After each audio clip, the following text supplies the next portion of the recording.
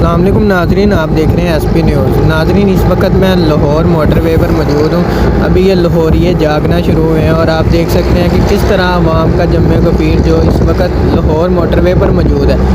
आवाम ज़ारों कतार आ रही है और इनका कहना यही है कि आज हम राना सनाउल्लाह के छक्के छुड़ाएँगे, जिन्होंने हमारे कप्तान को धमकी लगाई कि आप इस्लामाबाद दाखिल होकर तो दिखाएँ।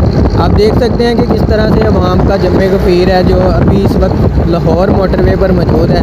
अभी ये लाहौर की अवाम जागना शुरू हुई है और आप देख सकते हैं कि ज़ारों कतार लाइनें लगी हुई हैं, जो लंबी लंबी कतारों में लोग भी मौजूद हैं।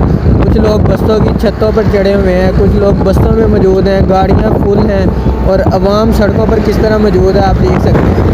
नाजरीन, ये मंज़र कहीं और के नहीं बल्कि ये लाहौर मोटरवे के मंज़र हैं, जहाँ पे आप देख सकते हैं कि अवाम किस तरह से निकली हुई है और पार्टी परचमों और तरानों की गूंज में आज ये अपने कायद के इस्तकबाल करने रावलपिंडी जा रहे हैं। जी हाँ नाजरीन, आपको ताज़ा तरीन अपडेट से आगाह करते चलें कि अभी तक ये अवाम सिर्फ लाहौर की है और बताया ये जा रहा है कि पिंडी अभी से ही फुल है।